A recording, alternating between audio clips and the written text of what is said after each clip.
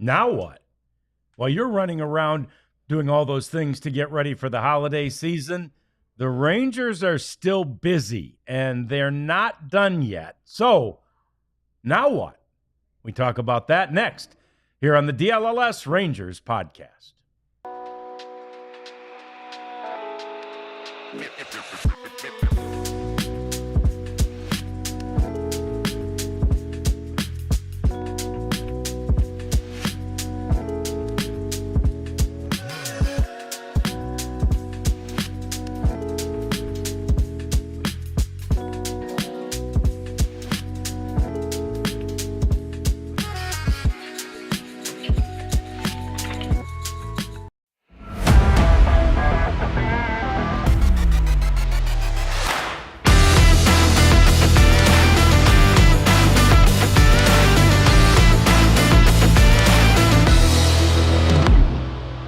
Yeah, that's a good question. Is a Kirby Yates reunion nigh upon us now that we've had one with Nathan Eovaldi? It's certainly something the Rangers would like to make happen, certainly something they would like to do. We welcome you into the DLLS Sports Studios. Welcome you to the DLLS Rangers podcast. John Radigan Rads with Abs, Abby Jones, and J-Dub, Jeff Wilson. We've got the Prophet over here. He's got his camera working. I don't think you're going to see him yet today, though. We're working on that. But one of these days, I promise you'll see the Prophet. We are making him a baseball lover, and my guess is after the All-Star break in the 2025 season, he might have some hot takes. At the latest, when the Rangers win the World Series next year, we'll get Prophet on. And that's all it's going to take. What do we think?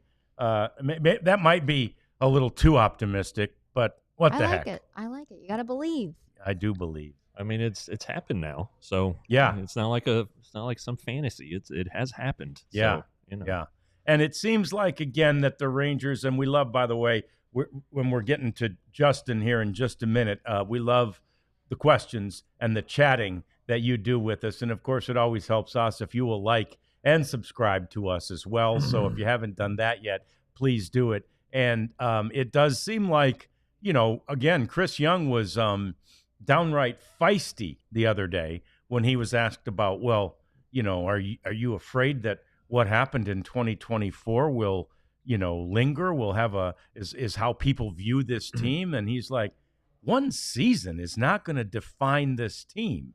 And he's right. But one good season doesn't either, right? So which is it? The Rangers appear to be trying to make like in this offseason, like it's, we're going back to 2023, not 24. Right. Chris Young, I think he just has a standard of excellence. That's kind of what he reiterates at press conferences. Anytime that we really talk to him, he has a standard of excellence. He doesn't want to settle for anything less because they achieved the standard of excellence just 2 years ago. Right. I mean, almost. But 2025, I think we're all very well aware of Bruce Bochy's pattern with, missing the season and then World Series champions the next. It'd be nice if history would repeat itself. It's done it a few times with Bruce Bochy. So maybe the Rangers, can take some of that fortune as well. But I think the big thing is that they're not putting, and we talked about this, they're not putting a Band-Aid on a situation. They really are trying to address it from start to finish. And that started with the moves in the front office. It's worked its way through the lineup and starting rotation. Now we're heading into the bullpen. Still some changes that need to be made, but they've been really active. Do you think that they've been more active in the offseason than you would have anticipated? I don't know. Like last year kind of screwed everybody up because the market was so screwy with Ohtani and then Yamamoto and waiting for those deals. So it seemed like it was just slow, and of course it was. It dragged into really the end of spring training. Yeah. Well, the Rangers signed Michael Jordan Lorenzen. Montgomery. Yeah, but the Rangers signed Michael Lorenzen on the last day of spring training. Mm-hmm. Or maybe it was the day before the last day. Whatever. It was really late. And so you do wonder if this is more like normal, some deals are getting done, and maybe that woke up some players last year who are heading to free agency this year. They're like, well, that's not going to be me. Right. I'm going to get a deal and go. So maybe, but four deals. I guess the Rangers have signed 4 guys, a bunch of minor leaguers, but that always happens. Yeah. So we'll I still think they'll get something done here before Christmas. Yeah. And definitely before New What Year's. exactly do you think? I don't know. Something. Well, I mean, they need to A get relief a reliever. pitcher. They need, a relief pitcher. I think reliever is the next thing to fall. Yeah. But to Justin's question, and I saw some of the same reports from John Heyman, who's a pretty well-respected guy and who's out there and pretty well connected. And I saw it this weekend, too, that the Rangers are still in on Corbin Burnes. The follow-up to that in Justin's question is, what about trading Nathaniel Lowe to the Yankees for like a Mark Leiter Jr. and Jake Cousins? Yeah. So there's two parts to that. First, are they in on Corbin Burnes? I wouldn't think so, but I wouldn't have thought they were in on Max Friedman either. So they may be. It would surprise me, but they may be in. And again, Chris Young told us just the other day, if I had 15 starting pitchers, I'd still say we need more starting pitching, right? Yeah, I mean, it's interesting that they were in the comfort zone. Friedman over $27 million a year for 8 years. Yeah. He and Burnes are the same age, so you would think now that the market is set for Burnes, but Burnes does have a Cy Young award. He's pitched in both leagues, so I would think it'd be a little higher. Yeah. So, yeah, we'll see. I don't know, because they maybe it's just Chris Young being coy, saying, hey, when he said at the winter meetings, we're not in hot pursuit of any starting pitchers. We'll be open minded if something comes along. Well, something might come along. You don't know, but I don't think so. I think they need to put their available resources to the bullpen. I think it might take a trade of money so low to create more funds to get the deal done if they were to do that. But I would think that they're outside looking in. I'm sure they've talked to his agents. They talked to all the agents, but I don't think that's going to happen. No. Yeah, and the biggest signing is Nathan Eovaldi. I mean, Jake Berger was such a steal. So they've again played with those resources a bit, but I don't know.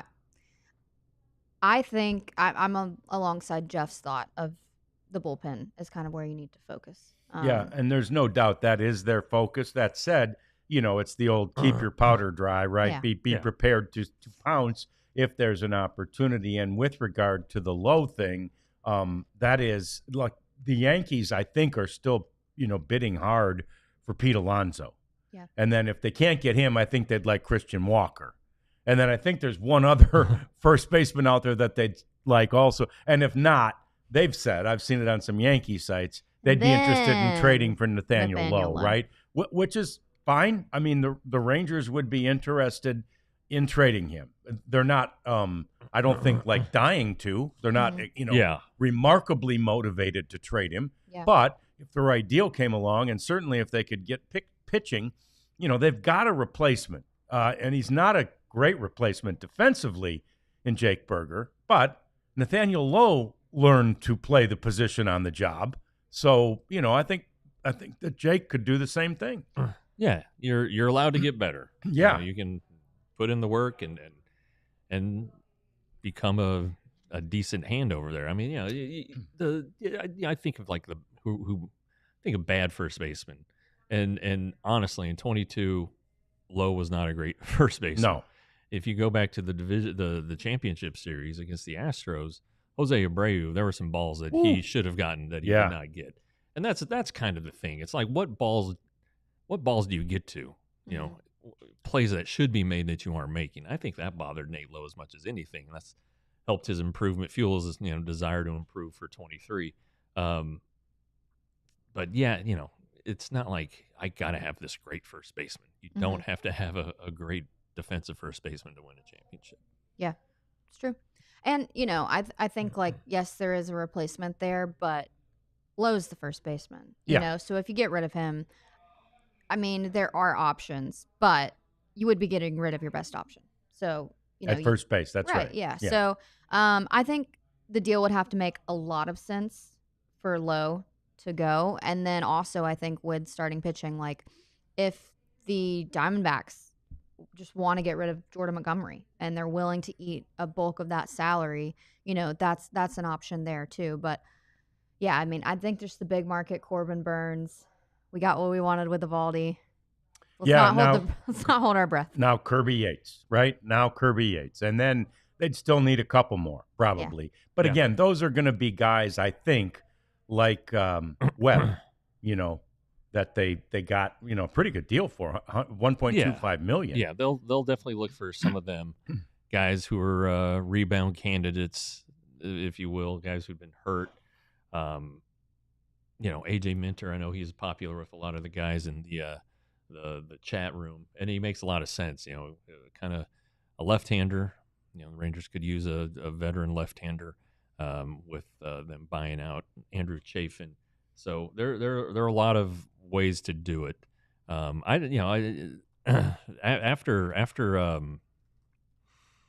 the Berger trade, I'm really intrigued about Tanner Scott and the connection he has with the Skip Schumacher and Luis Ureta and the old Marlins guys. I'm sure they would give him a ringing endorsement, and that'd be a heck of a closer. Mm-hmm. And he's gonna need some years.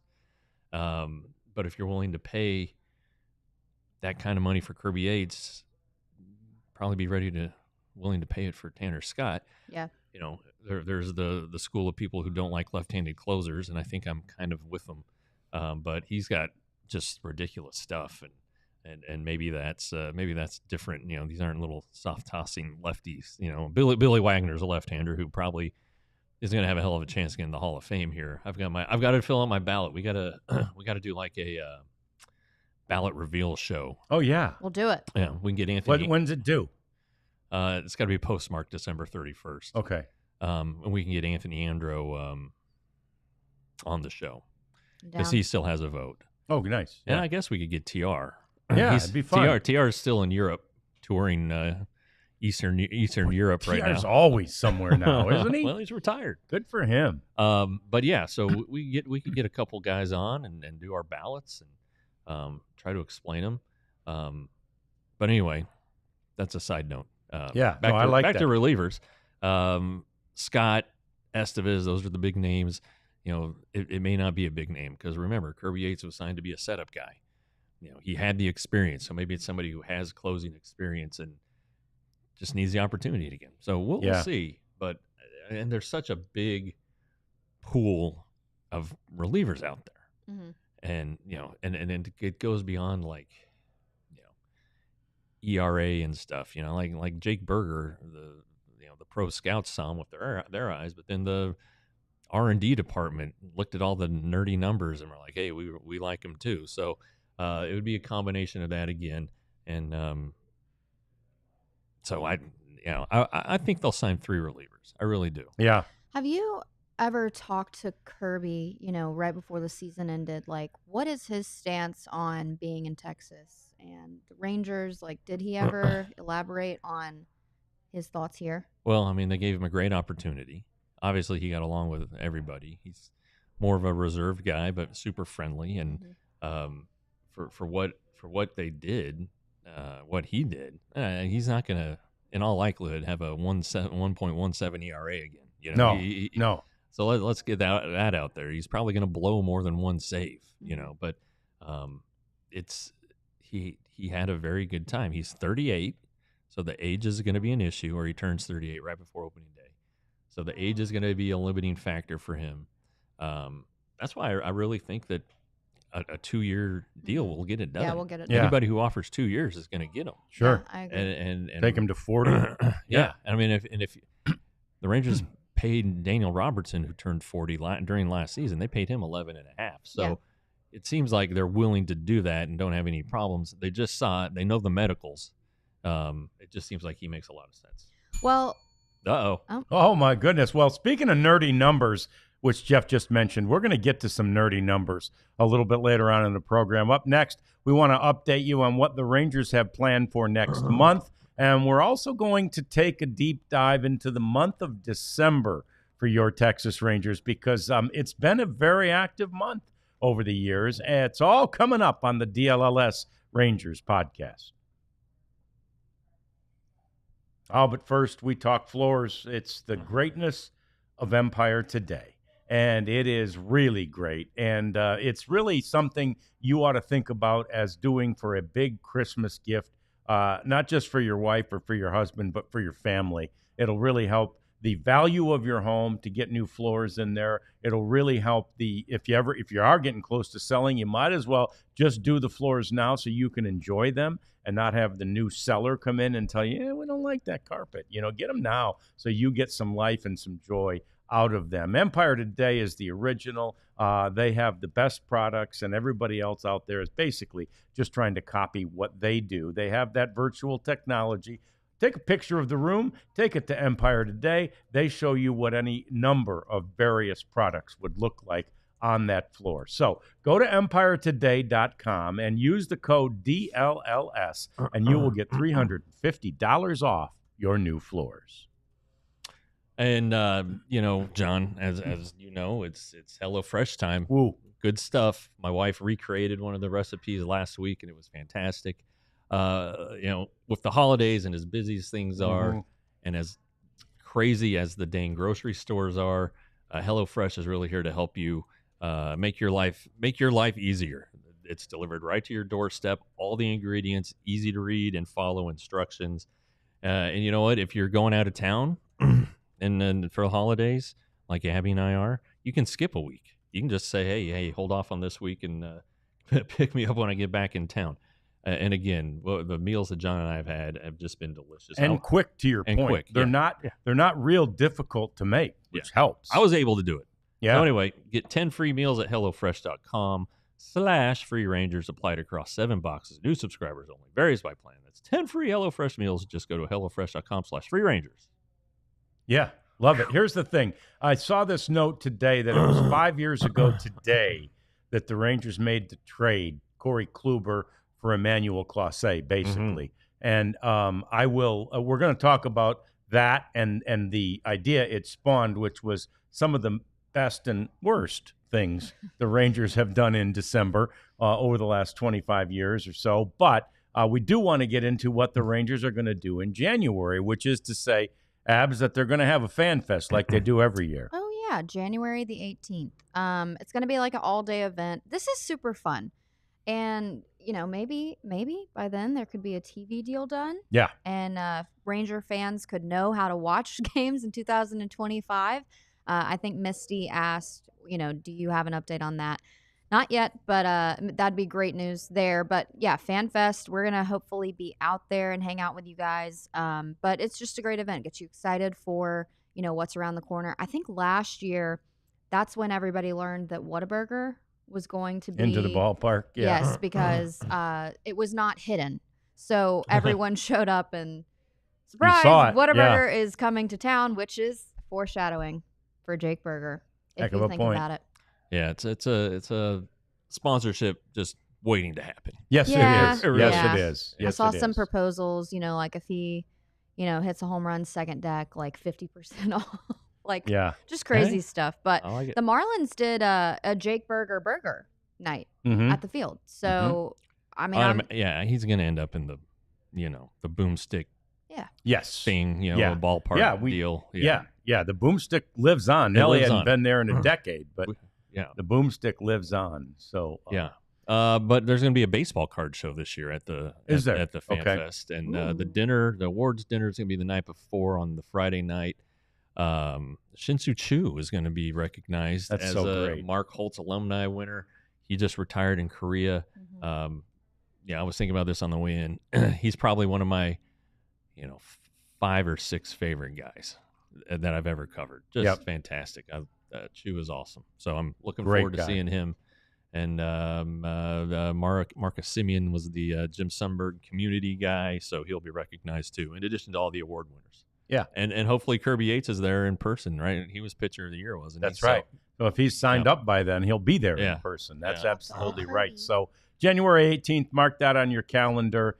and you won't regret it. It's a really fun day, and it's all at Globe Life Field, right? It's all right out there. Yeah. Some years they've had it at convention centers or stuff, but no. Globe Life Field is now like it's a climate center. controlled. Yeah, I mean, climate controlled. So everyone enjoys it. They run events in there all the time. Yeah, you can have it in there, and that's where they'll be. So that's very cool.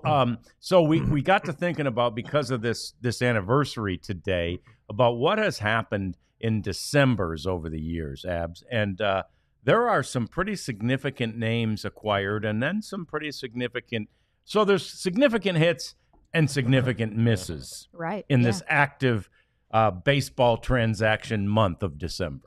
You know, and music, for some reason, everything revolves around December. It's back to December. Can we go back? And everyone's like, what happened to December? Yeah. Well, the Rangers, I guess, some good and some not so good. Some were hits. Some were one-hit wonders. Yep. Some completely forgotten about. Yeah. Swing and a miss. Let's run through these. I mean, you start out with a bang. Alex Rodriguez, 2000. Yeah. And then you go complete dud in 01. Oh, my gosh, yeah. Complete dud. Chan Ho Park Tell me how you really feel about it, Rads. was going to be the savior. I mean, that was the guy, right? No, not so much. Yeah. I love the several no-name pitchers in 02 to 04. Yeah, Not that John Wasden and Jason DeRochers are names, in 05. So no, that's right. DeRocher, but isn't that's a famous baseball name? It is. Right? There you go. There you go. You got that one. Wasden, a backup catcher. Was Pudge still? No, Pudge wasn't still here then. No. Who was the catcher? Was that the Taylor Teagarden era? No. No, maybe Einar Diaz would have been in there at some point. Yeah, because he was a John Hart guy. Yeah. That's a gray area. That really is. How would you rate this list overall? Well, obviously the 2007. Hamilton. What a trade, and for the Rangers to trade a pitching prospect like Volquez, the famous DVD prospects, and they traded Diamond, him, Volquez, and John Danks. That's right. Who they also traded. Yeah. And then Diamond never made it because of injuries. But what a deal. Did we leave off the best one? Well, we haven't. I don't know what was the best one. And 1988. 88. I didn't go back that far. When was December Nolan? 7th, 1988. Oh, Nolan. Yeah. Okay. Yeah. Wow. Wow. Yeah, that was pretty good. It's a Monday, folks. That Vicente. Thank you, Misty. That Vicente Padilla, Marlon Byrd year, and Eric Gagne. I mean, Vicente is the only player I know of that ever went up into the broadcast booth to yell at the announcers. It was the radio team at the time. And he went up in there. He didn't like what they said. He heard the broadcast going on in there, and he went upstairs and he went and talked to him. Well, Milton Bradley did that in Kansas City too. With the Rangers or with someone else? During the 2008 season. Okay. We were coming down from the press box, taking the stairs. All of a sudden, Milton Bradley is just hauling ass up the stairs, and T and I kind of look at each other. He goes, "Well, that can't be good." Is he in uniform? He still had his pants on. I think I mean, it was no mistake. Partial uniform. It was Milton Bradley, and of course, Nowadays, Milton Bradley's just a horrible person. Yeah. I can say that with impunity because of his criminal record and jail time that he served. Bad guy. Yeah. And I don't think and he was an all-star in 2008. Right. It was him and Kinsler and Michael Young and Josh Hamilton and at Yankee Stadium, and gosh. Well, and I think it speaks to guys like Padilla and guys like Milton Bradley, right? So, you're, as a baseball operations department, your first goal is to get the best players. And then you begin to realize, as you try to mix a chemistry and a clubhouse together, it can't just be the best players, right? We have to have a standard. And John Daniels certainly adopted that. Well, I think Chris Young has inherited it. I think Milton Bradley got JD on the right track there. A guy like that will do that. Ron Washington had known Milton, and I think that signing was for Wash because Wash was like, I'll be able to handle him. I'll be able to massage him. Milton and Hamilton actually hit it off. which may not be a surprise, but they both were like, rejected guys, outlaws, for different reasons. So, but yeah, just a terrible guy. Then he went and he turned that season, his all-star season. He was fantastic. Turned it into 3 years and $30 million from the Cubs, which they regretted almost immediately. Yep. And then I think he got traded to them, or maybe it was the Mariners who signed him. Anyway, Cubs or Mariners. He ended up with playing for both. But anyway, back to December. Yeah. So back to December, and if you now go to the more recent history, and you see, obviously some great Decembers there, but none better than 21 and 22. And 22, it didn't happen in December. But that's also the year the Rangers signed Bruce Bochy. Yeah. So, well, Kluber was 19. We've misspelled Corey and Kluber there. But he was 19. 19 and 20 they're switched. Well, Eovaldi needs to be in 22. Yeah, he was with DeGrom and Heaney. Yeah, I don't remember. It was Gibson and it was also anyway. But yeah, they're busy in December is my point, and a lot of those is our point. A lot of those happen really the last half of December too. So that means that they come from the winter meetings with these. They have the meetings or with the agents, or they get the ball really rolling with another team. The Corey Kluber trade was 2 days after the winter meetings. It was on a Saturday. I was driving in Cedar Hill when the news broke, and I immediately turned around and went home. And then, but yeah. So there's momentum coming out of these meetings, and that was one of the things that Ross Fenstermaker said on Wednesday at the winter meetings was, we have a pretty good idea of what's there for us and what's not. Mm-hmm. And so obviously they're proceeding towards the what is available or what they think they can pull off. So, when we talked to Chris Young the other day, he made it sound like something wasn't imminent, but he also had his days confused. So then he was like, oh, well, yeah, maybe then. Yeah. Thought it was the 18th. It was the 13th. Yeah, he's like, I don't think anything will be done before Christmas. He's like, what is it, the 18th? We're like, no, it's the 13th. He's like, oh, well, maybe. All right. So anyway. That's funny. Yeah. No, I think like the big takeaway from Nathan Eovaldi's presser was, what all of the players they have signed have continued to say is the Rangers were involved day one, and they really never left the conversation. And, we've been kind of saying that this whole offseason that the Rangers are private and they're not going to, speak out of turn or really have too much around the situation before it is a done deal. That I very much respect and appreciate.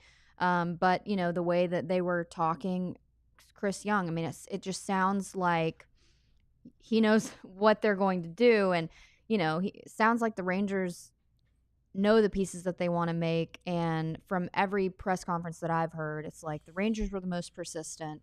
They never left conversation. Other teams faded. They showed up day one. I was pursued. I was interested. And that's because CY knows how it feels as a player, I mean, even Eovaldi said it. Yeah. The Rangers didn't take him for granted. Yep. They obviously they know they knew each other pretty well, and they didn't take it for granted.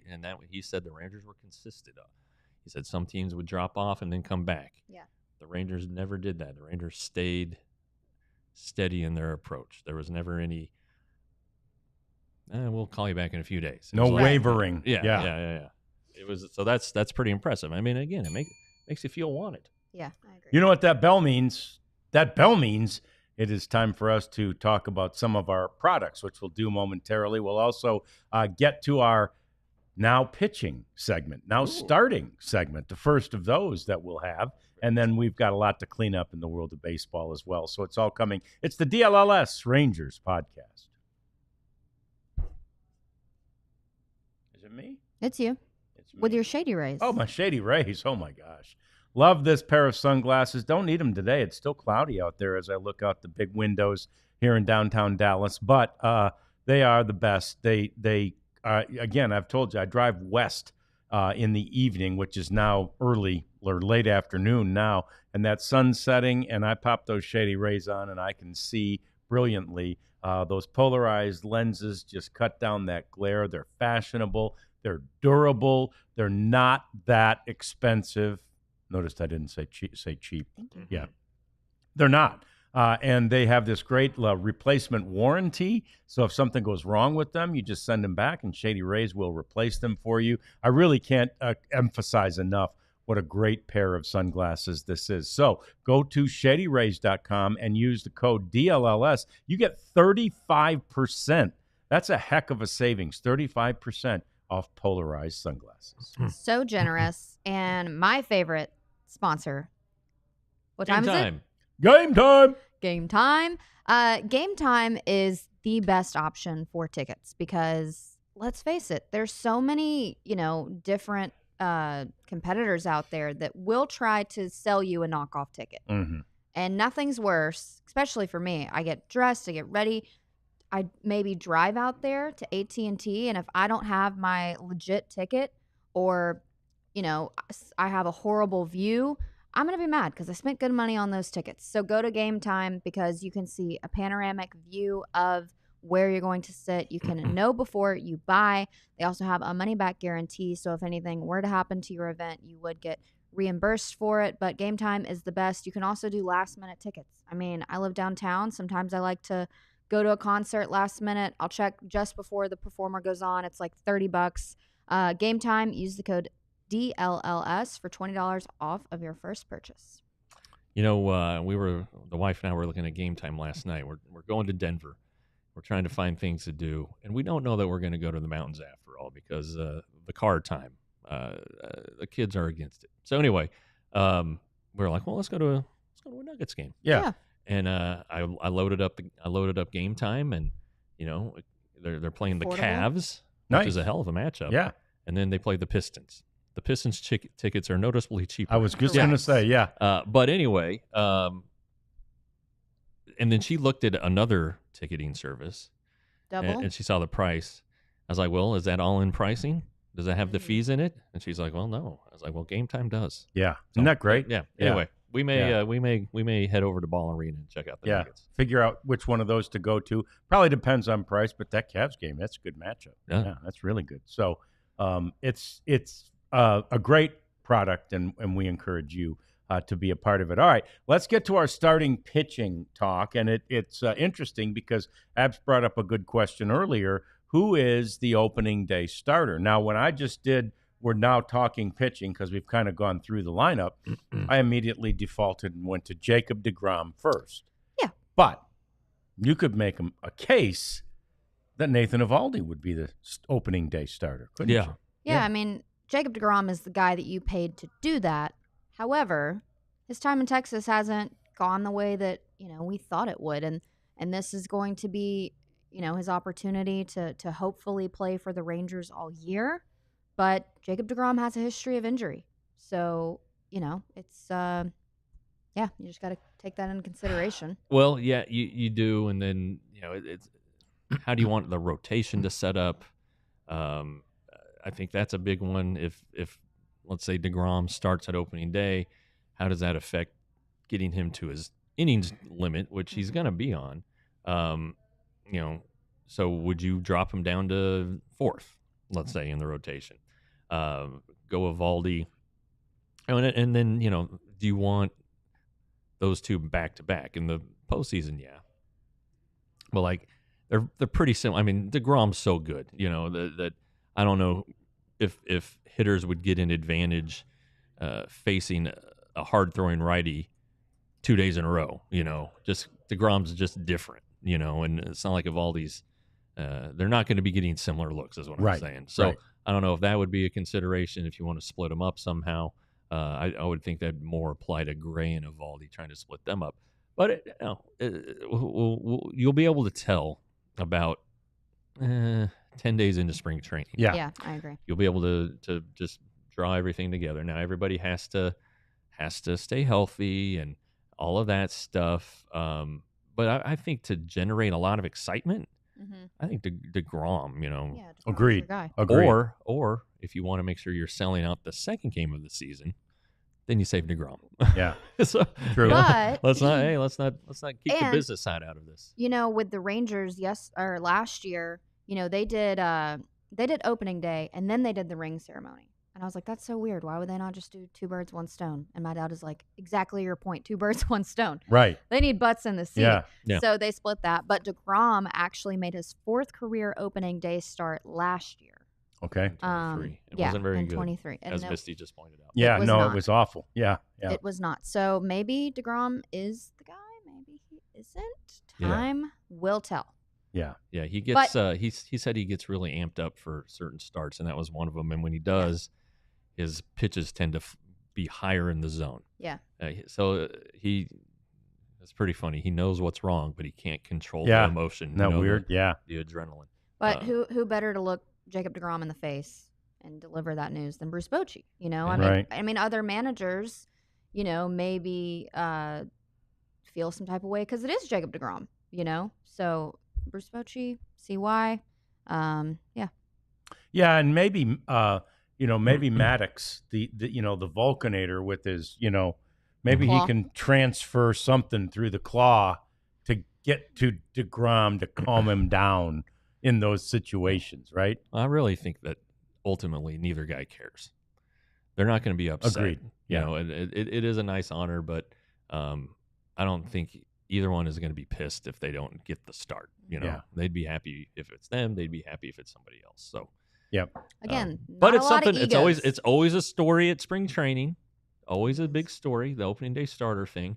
So anyway, who are we talking about? Which pitcher are we talking about? DeGrom today. Oh, okay. Yeah, DeGrom. And we did, by the way, look it up. The record for the most opening day starts consecutively is Tom Seaver, who had 16 in a row.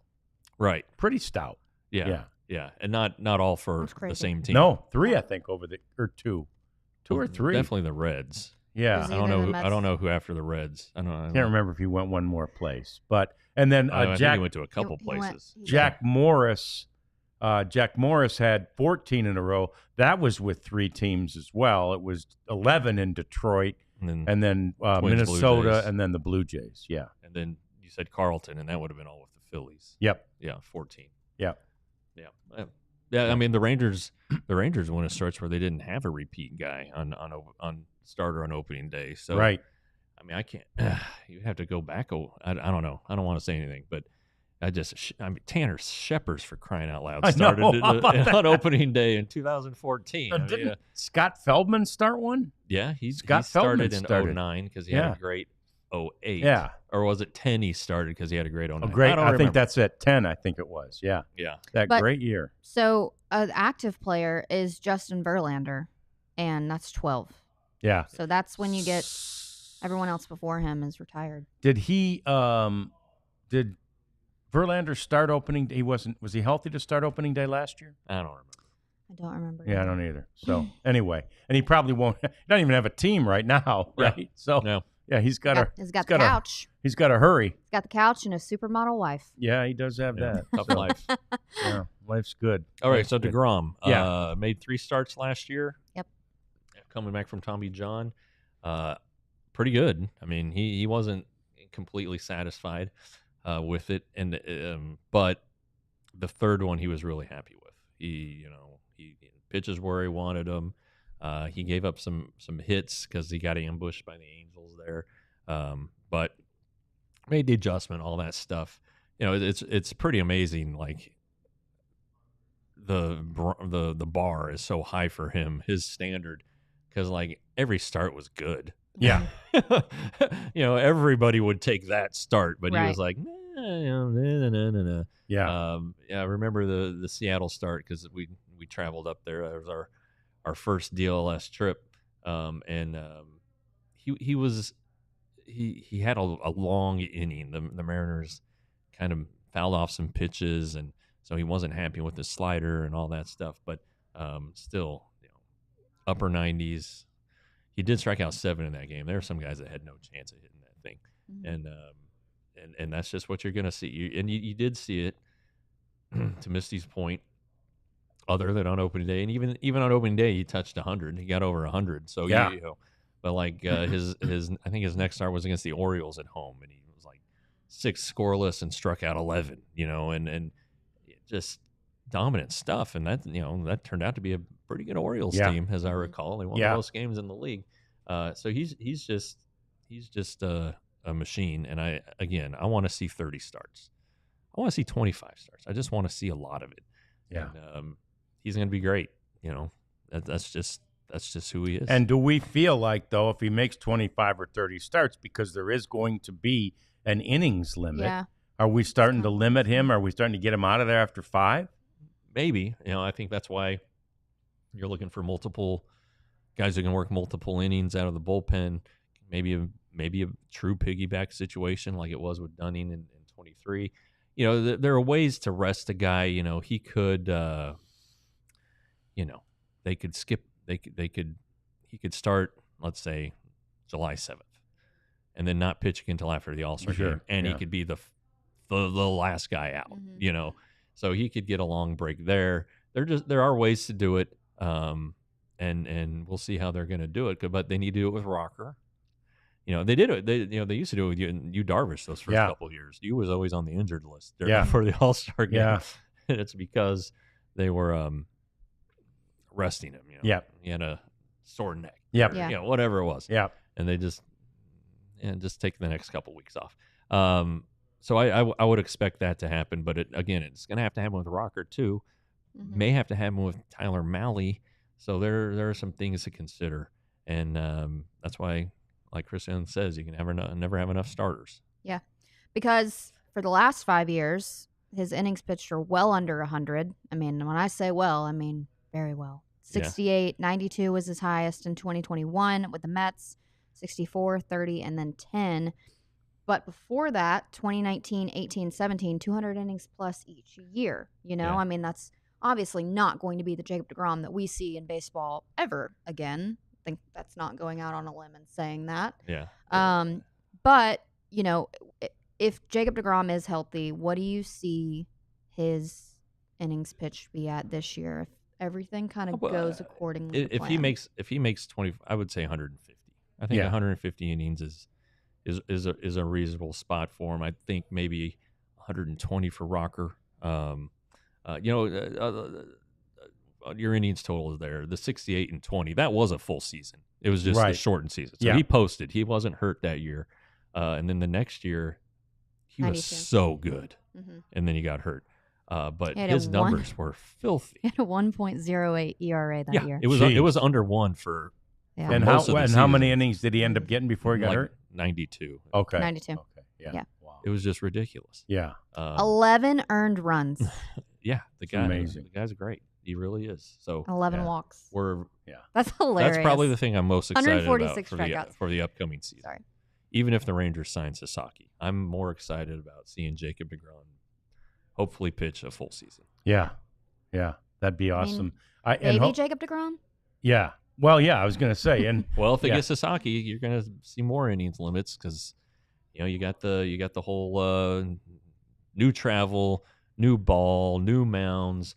Only used to pitching once a week, right? So it's going to be it's a problem, great problem to have, I'm sure. But and then there's my buddy from Japan media. He thinks that Sasaki was hurt at the end of the year. So right. We'll see what happens there.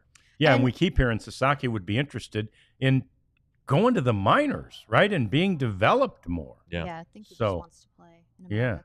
But I want to kind of tie a bow the bell's coming. on Jacob deGrom. 1 second. Nathan Eovaldi, when we talked to him about why did you come back to the Rangers, it wasn't geography or money or this or that. He said winning.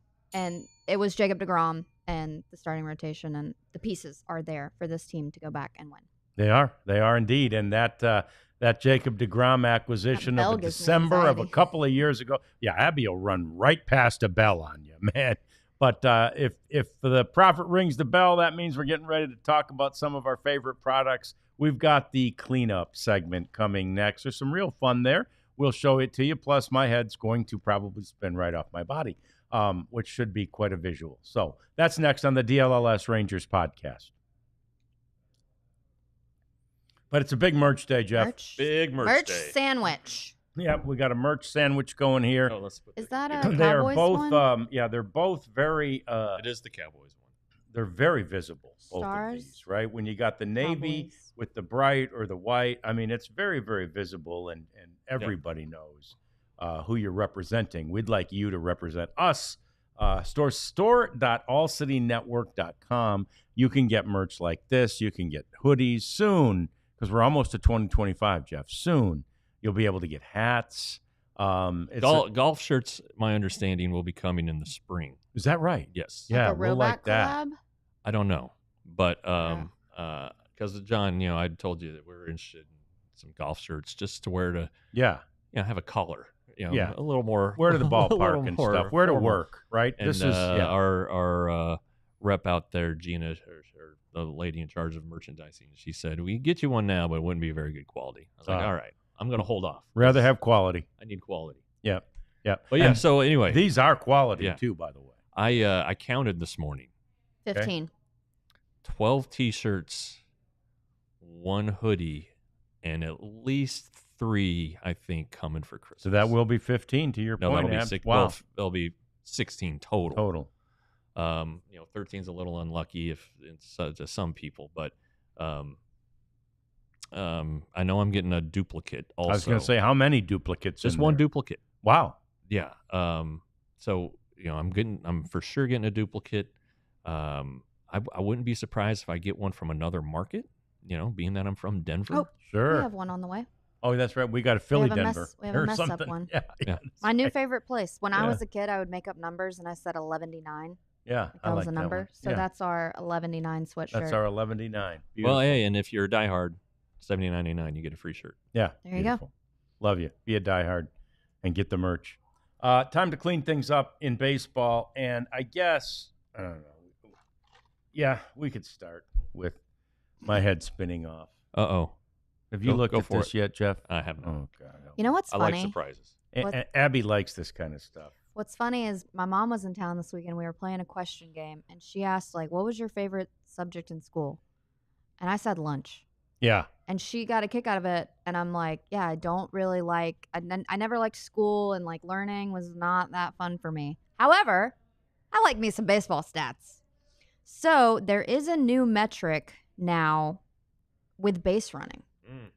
So my head was spinning a little bit too. So there's base stealing, and there's extra bases taken, and now there's overall base running value. But the way that they broke it down, like there's so many different categories. They're like, oh, well, if you consider it this, then it's Ellie De La Cruz. If you consider it this way, then it's Ohtani. So beauty's in the eye of the beholder, we'll say. But my takeaway was that there's a new way to kind of, and I don't know, we were kind of talking about this in terms of like WAR, Jeff. Like Mhm. maybe this is the comparison there. But it's basically just how to show who's the most opportunistic at advancing, on the base path. And Ellie De La Cruz, like it's a stat for a guy like that to show over a season in this position, he stole this many more bases, like on average. So, yeah, it's a new little thing. We'll have to dive deeper into it. Okay. She read me the description. I mean, I can, but Yeah, you said read your- that your- again, you 'cause said that that's your when head was my head spinning. just spun off. I did- I'm not a big analytics guy. I did anyway. nod off a little. Yeah, that's what just wait. If you don't need a nap, you're about to have one. This is just show. All right, I come can on, give it see to me. who's fast, right? Oh, he's fast. All He'll right, steal it's the bases. net bases gained. Net bases Net gained. bases gained. Think of it as NBG. he tried to come up with the acronym too. Think of it as runners successfully stolen bases above average. Every runner is given credit for his advances via steals and balks, but penalized for his outs made via caught steals and pickoffs based on the success probability of all those stolen bases opportunity. Why do they get credit for a balk? I was just going to ask the same thing. So, like Ellie De La A lot of the Cruz, balks are just like, guy like gets an itch in his nose. Yeah. And moves his head a little bit. And the runner, and there's a big old catcher on base, and he gets, Yeah. credit for Ellie De La Cruz stole 67 bases, led the major leagues. So he has like a plus 40 because with his stolen bases and balks, there were plus 50. But then with his outs, It was -10, so you do the math, and then that's +40. Was it? Yeah. What about the guy who like steals 25 bases, but like is 25 for 26? So that's Ohtani. So he's considered the most valuable base runner, base stealer. Who is? Ohtani. But I thought De La Cruz was at the top of the list. That's what I'm saying. It's like however you want to paint the picture, because That blood stain up there is my brain matter. Because the cost of caught stealing is higher than the payoff of one stolen base. So Ohtani had 59 successful steals. Out of how many? He was only caught 4 times. That's pretty good. So 59 then to 63. Ohtani is probably, but then they had a whole nother category, which I'm not going to get into because they said the best all-around base runner was actually Corbin Carroll. And that was a whole nother rabbit hole. But I thought that it was pretty fun. You like that. I don't like it. I want like somebody to really sit down and like explain it to me. I think I kind of got it, but and then there was a really funny one with Mookie Betts because they just had to, make something for everyone to feel good. And this was the feet gain during a pitcher's windup. And Mookie leads the league with 6.1 feet gain, and MLB average is 3.7. What was that, like 2 shuffles? I'm done. At the most. And during the windup, what's the duration of the windup? Yeah. Good gosh. So is that like he gets the best jumps? Is that Yes. Okay. I guess that's it. And it's 6.1 feet I mean, Next. compared to 3. essentially Yeah, I know. almost double. So, yeah. It's, I look forward to having a big NBG conversation with Leody Taveras, Nice. a good fast guy, Yeah. or Wyatt Langford. yeah. Hey, did you see your NBG? Yeah. He's going to say, no, what's that? And you're going to say, Yeah. Abby, come over. NBG. Your steals against average or whatever the heck we're going to call this thing. Net bases gained. Net bases gained. So the baseball, the only game-winning grand slam ever hit in a World Series game. That happened this Freddie. this very Freddie World Freeman. Series. Yeah. Freddie Freeman, it sold. I saw something that somebody ranked him for like the 42nd, best player next year. And I'm like, did you watch postseason? I mean, I know he has surgery and stuff, but Yeah. Well, he wasn't healthy in the postseason, I by know. the way. I know, but 42? Yeah, a little that seems low. disrespectful. That said, the ball sold at Ah. auction yesterday. How much? The most ever for a ball retrieved by a fan in the stands. Okay. Aaron Judge, 62, went for, the people, don't you? Went for $1.5 million. They said it ruined their life. Really? Yeah, she got like death threats. Wow. Yeah. It went for $1.5 million. This ball went for $1.56 million. Oh, well. What did Ohtani's go for? Is it? I thought we did see that it was 3. I saw this list, and this was the most expensive ever. But I thought something Ohtani. I did see something for Ohtani, but I don't know the number off the top Oh, but of my maybe head. that. Well, no, that would have been his 50th, right? I don't know. Yeah. Maybe Anyway, a fan didn't. Either way, retrieve it. so 1 point what? 5.6. What would you buy with $1.56 million? It's a dad and his kid, so I hope Dad's going to put some of it away for college. I saw this kid. He thought that he was going to go to the dentist to get his braces off, and the parents surprised him with World Series tickets. Is that right? Yes, and then he's the one that caught the ball. Wow. So the photo of him is he's like still got all of his braces on, and he's like smiling but sobbing. Yeah. And it's like the best day of his life, as I it should guess be. so. I would, And what a return on investment. Yeah.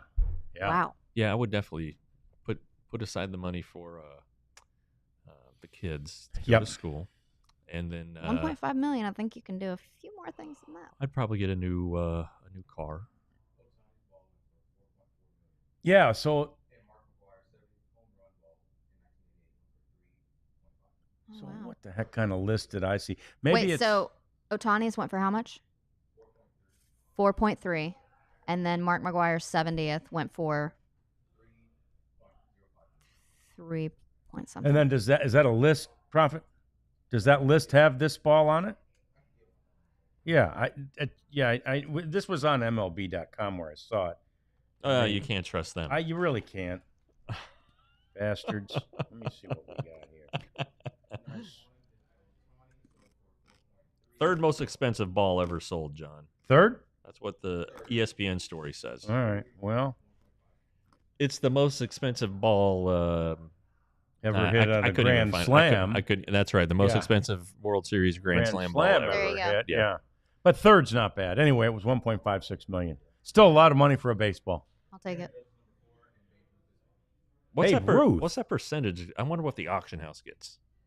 Yeah, it's a good question. So what's your I gotta net? believe the your auction house gross? gets 15% or your mint. net? I Minimum. definitely sell it though. I'm not sitting on that. No. I'd hold it a minute. Let it increase in value. What's going to come? I call it Freddie Freeman. Freddie, you want your ball? Yeah. How much you want it for? Yeah. Yeah. Freddie's like, You know I'll give you 2 bats and a signed card. Yeah. You ain't Come to getting batting anything out of practice. Freddie. But so that happened. And then we also have this fun game that happened this weekend down in Puerto Rico. It's to raise money for charity. It was a softball game. And there's just a bunch of big league guys there. And Could see that. it was Javi Baez and others who put this on to raise money for charities down there in Puerto Rico. Big softball game. A lot of Latin players in particular were there. And Francisco Lindor hit a bomb. It's a softball game.